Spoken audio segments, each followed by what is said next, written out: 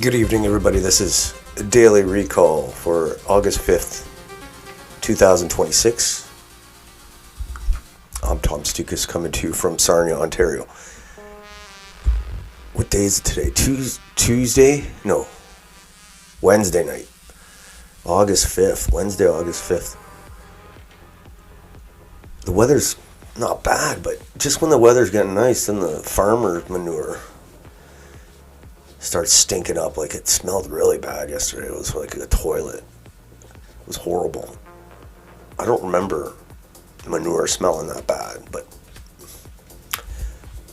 sometimes I wonder if they're using human manure instead of just regular manure. But, we have to put up with it if we want to eat. It smelled a little today, but not as bad. So, we were talking last time about the police in Edmonton and Durham region and other police forces talking about hate and how they want people to report hate incidents. I don't know.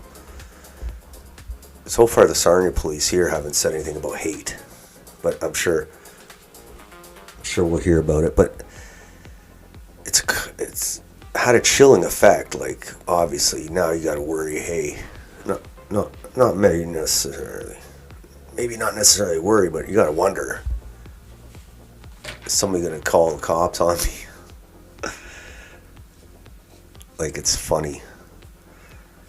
Because there's a lot of people that, get hurt feelings very easily. And now they have an avenue to exercise that hurt or that pain by calling the cops on you. And even if it doesn't, nothing comes of it and you don't get charged, it still wastes a lot of resources and time, everybody's time involved. So I don't know what the cops, I was joking, I was like, geez, in Edmonton, they must have solved all the crime because sounds like they have way too much time on their hands if this is what their focus is. So we'll look at that. And kind of related is the mosque thing in Regina. I just heard they plan on doing their call to prayer after they decide not to because of the backlash, and then miraculously they're going to do it now because maybe they think because Bill C-9's passed, you can't protest at religious places or worship or whatever, or can't interfere with that, or you can't direct what they say is hate towards a group. So I'm sure once they'll blast the call of prayer, and whoever complains, they'll call the cops on. So it's crazy. We're heading down the same road as the UK. Anyway, those are the kind of the things that are sticking out right now in these slow news summer days. Let's start off.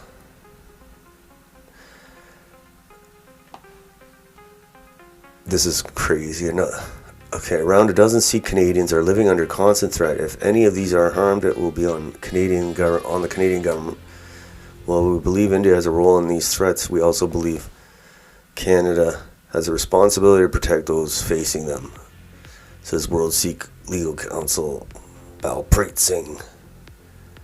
Following a letter from UN rapporteurs asking Canada to protect Sikh activist Moninder Singh. So yeah, this is classic example. This is Canada, not India, but all the news stories are about India or India diaspora groups fighting against each other, or the government in India fighting against an Indian group in Canada. Like, I remember a time when we actually talked about Canadian news stories and political stories that affected Canadians, but now we're always talking about India and stuff that happened over there that's happening over here. It's like, it's ridiculous. Like there's some rabble-rousers in Canada that are causing problems for the Indian government, so the Indian government's harassing them here. And the different groups that are here harass each other. It's ridiculous. And then they go into Parliament and talk about that shit in Parliament, about Indians harassing each other or whatever, the government. It's like, we should just ban immigration from India because, they've obviously said they've been bringing their politics here, like, since the start, and it's ridiculous. It's one of the reasons I'm very anti-Indian is because they bring their politics here. And, nobody gives a shit about their politics. Like, whatever the Sikhs and the Indian government have, we don't care. We got enough problems. So yeah, this was the story today. Like, the government has to do more to protect Sikhs. We do, really. I don't know. There's one problem after another with these guys. And now we got the Haitians. Donald Trump's threatening to cancel their protected status. So I think Biden gave them protected status because Haiti's such a shithole and it basically descended into anarchy. So a bunch of Haitians went to the States, and under Biden, they let them all in. And now Trump wants to kick them out. And assuming he doesn't buckle, or a new president comes in, like a Democrat, to let him stay, a lot of them are going to try to come here to Canada, and that's why we gotta say no to that. Like, but our bleeding heart commie government will take them. That's the problem. Even the Dominican Republic next door to Haiti doesn't want them. So if anybody knows them, it's them. They're like literally their neighbors, and they kicked out a couple hundred years ago. They revolted against their white masters. Killed all the women and the children, right? Okay, fine. That's a revolt, I get it. But now you want to come here? It's like, because it's a shithole. They destroyed Haiti. They destroyed it. So, like, literally destroyed it. Like, the Dominican Republic is like right next door, and it's not destroyed.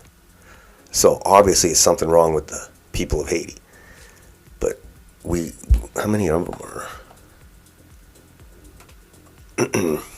300,000 Haitian Americans considering leaving the country as the end of their protected status approaches. They're not welcome. We cannot save the world. We must impose a moratorium on all forms of immigration. This is Max Bernier from PPC. Okay, so 300,000 Haitians.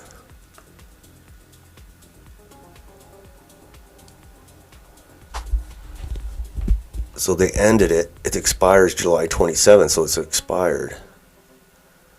So they haven't been deported yet. Okay. So yeah, I'm sure we'll get a bunch.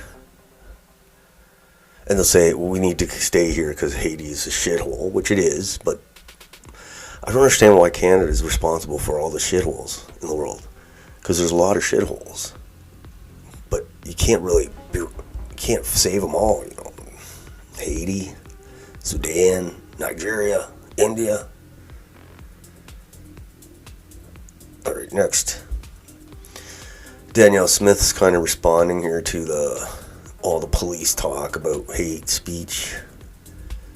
She says, free speech is a foundational Alberta value. We don't believe in policing unpopular or religious-based statements. Even if they are controversial, that's a slippery slope other countries have fallen into. I'm assuming she's talking about the UK. And we can't go down that road. Minister of Public Safety will be writing to provincial and municipal policing providers to ensure they understand Albertans' policing priorities should focus on violent crimes, illegal drugs, theft, and vandalism, not people's free speech. And that's a good point. We were talking about that. Like, don't the police have a lot more important things to do?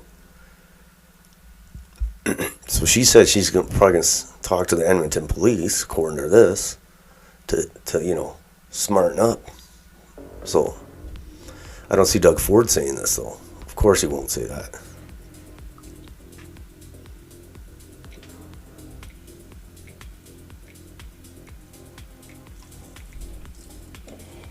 Anyway, we'll see. We'll see how many police forces follow this route. Some of them might be following it and not just be public about it. Some of them might be waiting for to see how other police forces implement it. I'm sure Regina will be next because, they did authorize the Muslim call to prayer, and I'm sure the Regina police will be getting a few phone calls, hate speech phone calls from the mosque once they start blasting it. Next, India again. What's this? If this is Canada's future, it's utterly disgusting. A child on a Canadian street, barefoot, repeatedly stabbing an effigy of Indian Prime Minister Modi while a crowd watches and cheers.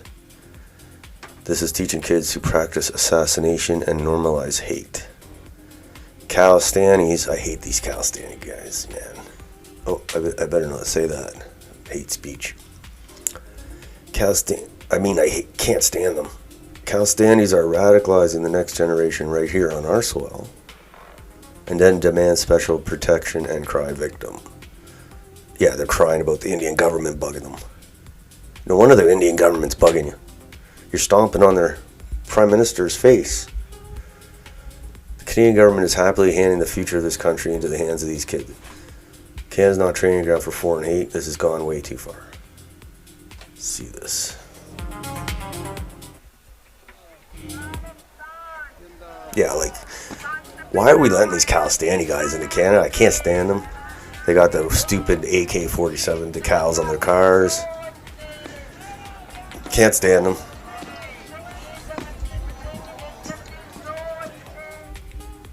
This is Canada, man. Okay. This is what I mean. What the hell, man? India. They're bringing all their beefs here. They gotta leave that shit at the door. More Indian stuff here. Concrete truck driver caught dumping his load of concrete. Who dumps concrete, man? I don't understand this part. Who the hell dumps concrete? I thought concrete was good, valuable.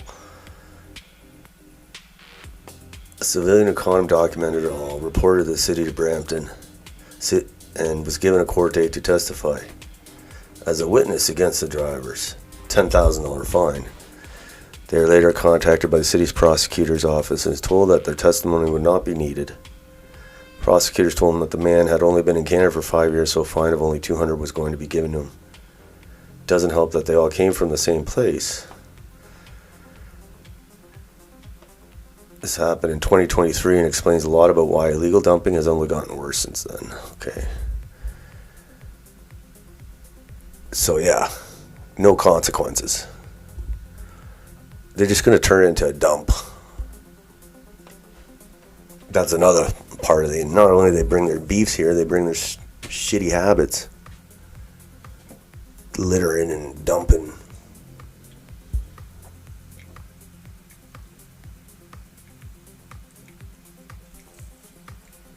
Alright. Next. This Nanos poll. A lot of people are up in arms, especially Pierre supporters, saying this Nanos poll's garbage. It says huge lead. What is that, a 19-point lead, I believe? And, Nanos, they seem to be reliable. They're not, I don't know if it's right. It seems pretty high. Seems pretty bad. But, Nanos has been around for a while, so let's wait and see. I know there's been other polls that have been closer. But, man, if it's anywhere close to real, these horrible, horrible numbers. Horrible numbers. Personally, I think he should have quit when he lost his riding. That was embarrassing, but we'll see. And there's not really, even if he quits, who's going to take over the Conservatives? As long as they don't, if they don't change their ways. Stop being, if they're not, they're frauds, they're cowards. They don't want to take on any of the pressing issues of the day. So even if Pierre leaves, who's they going to get? Not Aaron O'Toole, Jason Kenney, Doug Ford, Carolyn Mulroney, who? Nobody. And we already know who's supporting the liberals. It's the immigrants, it's the boomers, it's the fake and liberal conservatives, it's the elbows up crowd, the LGBTQ crowd, the Indians.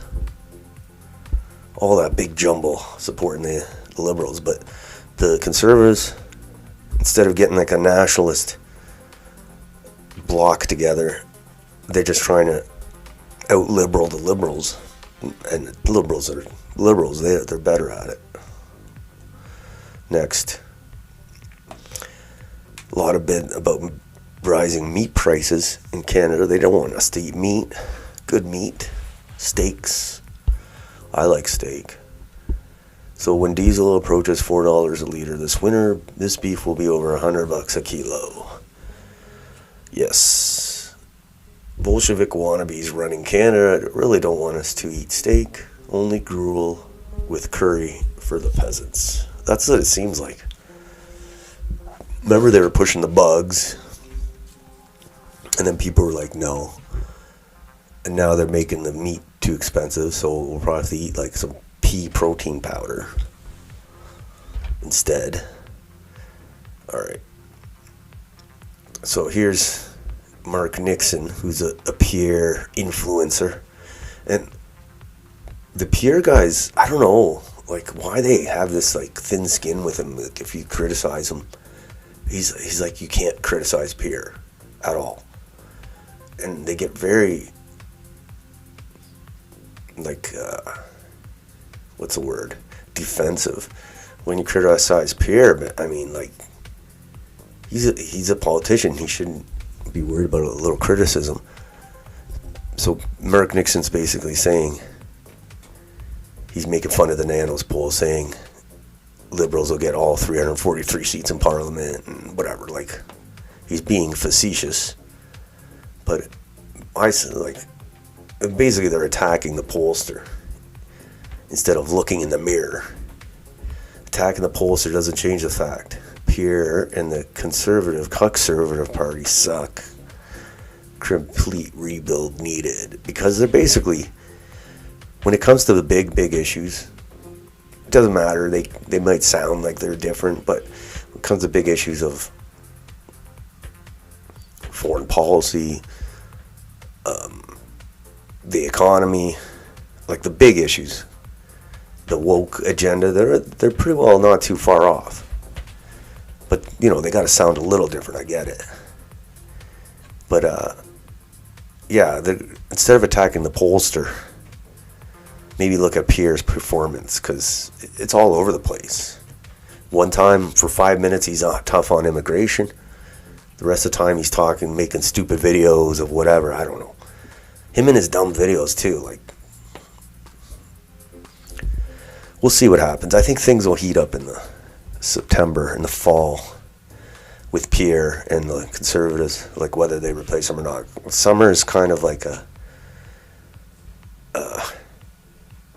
not a lot's going on. They may be back in their constituency meeting voters over the summer and the barbecues and all that. So it'll be interesting to see what conservatives hear about their leader during the summer.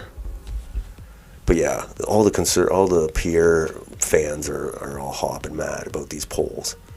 But like when Pierre was up 20 points, they had no problem with the polls. Okay. Next, this is the Edmonton. That's what I said. The Edmonton police has too much time on their hands. Look at this. They did this video.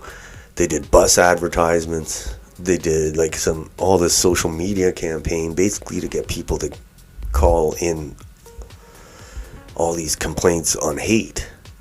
And it's like, they really have a lot of time on their hands, because it's like they're creating a lot of work for themselves. So it's like they must be really bored. That's like, hey, we need to do something. No rapes, no murders, no drugs, no extortion, no vandalism, no assaults. We got to work on this hate thing.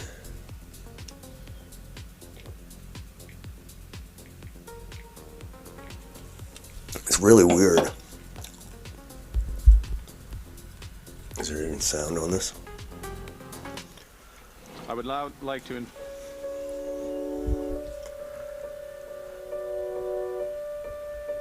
If you see hate, report hate. What the hell does that even mean? Hate has no home in our city. If you see hate, report hate. Yeah, I don't know what's going on with the Edmonton police. Because usually, every time I hear about Edmonton from people on X, people who live in Edmonton say it's a shithole, crime shithole, and it's gotten worse. You can't even go into the transit without seeing crackheads everywhere. But yeah, let's worry about hate. And you know it's just going to be people with hurt feelings bugging the police and bogging down the police from doing the job they're supposed to be doing. So yeah. Next. Here's Randy Hillier. He's talking about the Conservative Party. Someone's doing a petition to repeal Bill C-4, and nobody in the Conservative Party wants to present it to Parliament. And Randy is saying during his 15 years in office, I read aloud and entered many petitions which I did not agree with, along with those which I did. The Ottawa Gay Mafia have shut down this petition on gender transition. Pierre, Leslyn Lewis, Garnett Genouille, Matt Strauss, and Larry Brock are disrespecting their constituents in Parliament by refusing to hear their constituents. This problem needs to be debated honestly. So yeah, they're cowards. Like, they're basically just like the Liberals. Because when it comes to this, especially this gender transition business, they're all voted with the Liberals on it. So yeah. Conservative Party is full of cowards and frauds. Total demo and rebuild needed. Like, he doesn't even want to talk about anything controversial. And that's why nobody supports him. Like, he's just a liberal in a blue suit. Alright. This next is funny. Not funny, but ridiculous. It's bullshit anyway. U.S.-based Telsa Tomorrow has received inquiries from 800 to 900 Jewish Canadian families, representing roughly 2,000 people who are considering leaving Canada. Well, leave then. What's stopping you? They can go to Israel. Where can we go? I guess I can go to the mountains of Greece and hide out there. The group is urging Trump administration to offer refugee status to Jewish Canadians. And I was like, there's Crimea River. I'm not worried about. Jewish groups have pushed open borders and censorship in Canada. They call Canadian nationalists, like, remember the Bigot Fest? B'nai B'rith is like, oh, these guys need to be stopped. They called Canadian nationalists Nazis and racists for opposing mass immigration from third world countries. So basically, the people that are shooting up mosques, or synagogues supposedly, and burning Jewish restaurants, are the ones that the nationalists want to get rid of or not allow into the country in the first place. But they get attacked by these Jewish groups. And now these Jewish groups are crawling in the blues because their bioweapons are misbehaving towards them. So I don't have no sympathy. I don't care. If you just let us do the deportations instead of fighting them, like calling for more censorship and like this hate speech was supported by Jewish groups. Now they want to leave. Oh, all right. Next. More about the Conservative Party. It needs to be either abolished or rebuilt from the ground up. It needs to be in like a nationalist party. Because they're not conserving anything. Nothing. I like this. I read this today. It totally sums up how I feel, so I'll read it. he's talking about the Conservative Party, I believe, or both parties. A time will come when the gatekeepers and moderates have allowed their voices to be completely drowned out by foreign diaspora interest groups. After years of pushing back against nationalists, they may discover that it's too late for any meaningful reconciliation. So yeah, the party leaders, bring in all these foreign groups into the party so they can win power. Then they'll end up getting Erskine Smith out of their party. Liberals on the right who call themselves conservatives have virtually nothing to offer.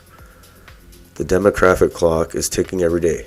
In the near future, thousands of seniors will die through made or natural causes, accelerating demographic change, and leaving behind a generation of angry young men who were denied homes, opportunities, and families. The Canadian nationalist movement is growing every day. At this rate, it cannot be stopped. Conservatives must ask themselves whether this is the future they support.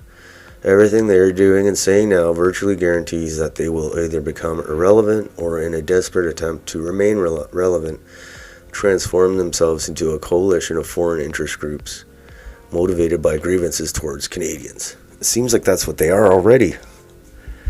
Process already appears to be underway through the growing influence of Hindu activists, Khalistanis, and Zionists in the Conservative Party of Canada. So basically, the Conservatives, instead of having like a Canada base, they rely on all these different ethnic groups. That's why that's why they suck, because that's just the Liberal Party. So why would people, maybe not the Zionists as much, but why would a nationalist vote for this party? They would just not even vote. Okay. There's Pierre with the fam. He's getting desperate when he's showing him with the kids.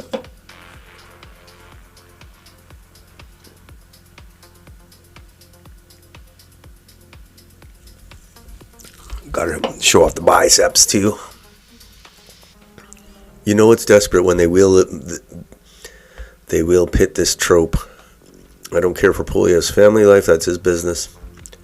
Care about the role he's played in enabling mass immigration and the erasure of our national identity. Resorting to stuff like this is desperate. I think it looks a little desperate. Okay.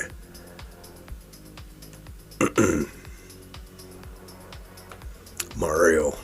Everybody, I say deport Mario. Zelaya. I don't really like that guy. He brags about his money. That's kind of a weird thing.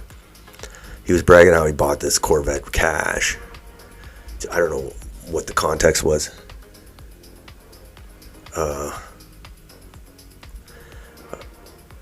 Deport Mario. I hope he doesn't sue me.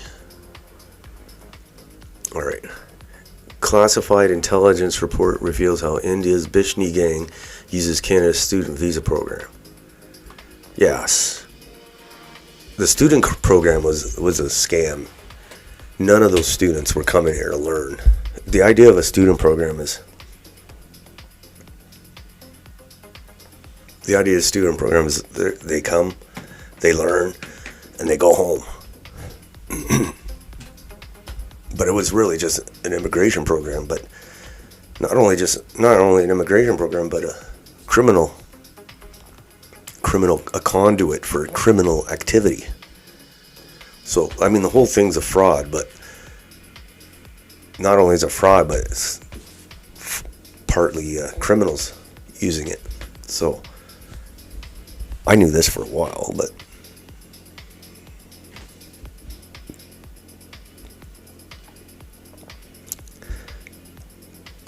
nobody's answered. Nobody's been held accountable for all the student visa fraud, like millions. That's how millions of them got into the country. They lied to Canadians. They said that people from all over the world want to learn at our colleges. No. Here's this mosque story.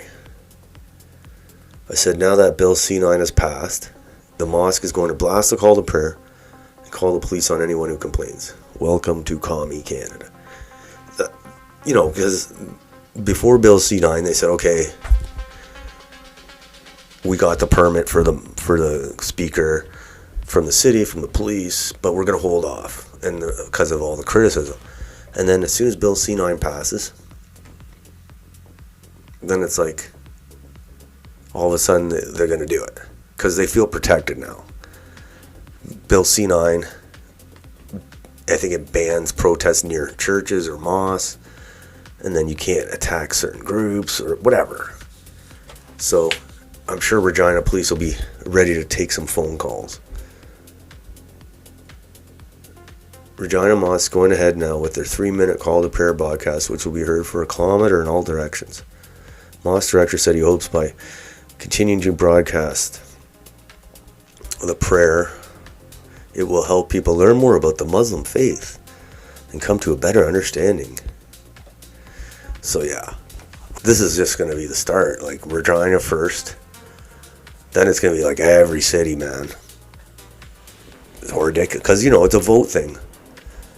They're going to say, we'll vote for you as long as you let us do the call to prayer. I don't know, whatever. It's just going to be a mess. Let's see this.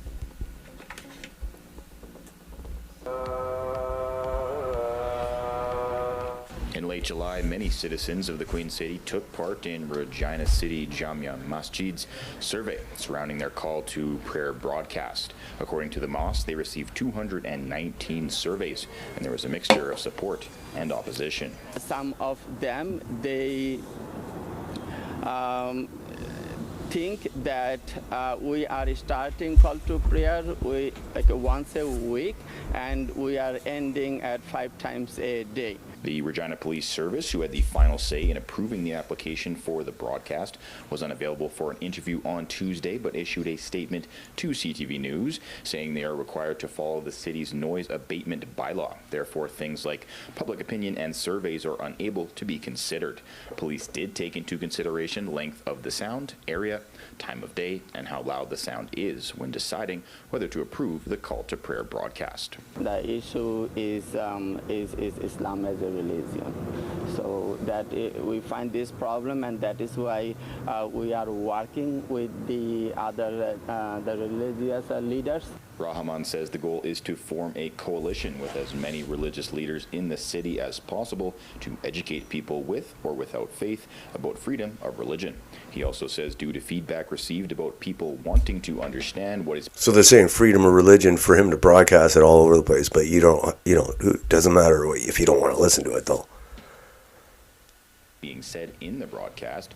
Moving forward, the call to prayer will be translated in English after the first broadcast is said in Arabic. The police say that has been issued on a week-to-week basis, and that the mosque will need to reapply weekly to ensure that their request continues to fall within the bylaw requirements. Jacob Carr, CTV News, Regina. All right. Yeah, we'll see how that turns out. How did this guy get to Regina? The guy can't even speak English. How the hell did he end up in Regina? That's what I wonder. Okay. Next. Last of the night here.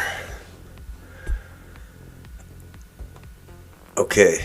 So this is Scott Moe, Premier of Saskatchewan. He has a message on all these attacks on houses of worship. Like recent vandalism at the synagogue. So there was a recent vandalism at a synagogue. He also condemns the vandalism at the Descent of the Holy Spirit Ukrainian Orthodox Church in Regina. Faith of communities of every background have helped build Saskatchewan. Our government stands firmly with them. Hatred and violence have no place in our province.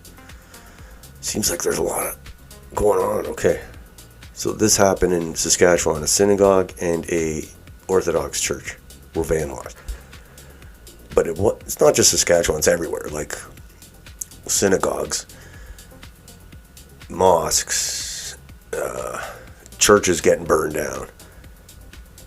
And it's like it's kind of a constant stream of stories like this.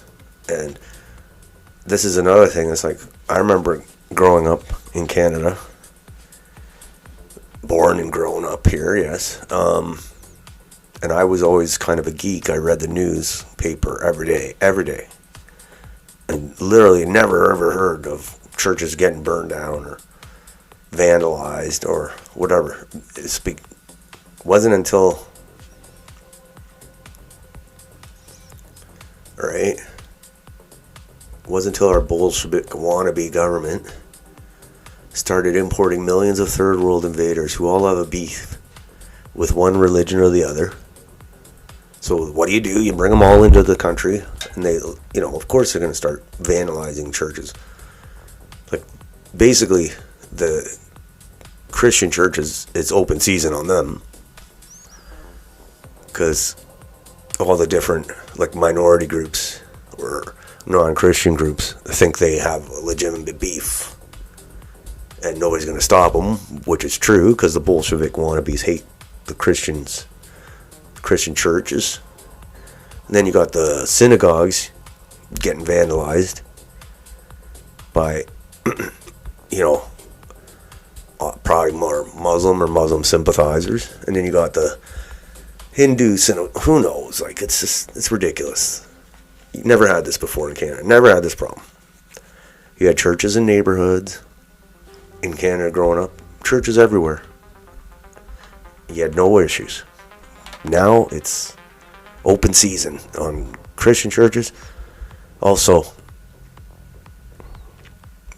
mosques and whatever other, but maybe they shouldn't have been here in the first place.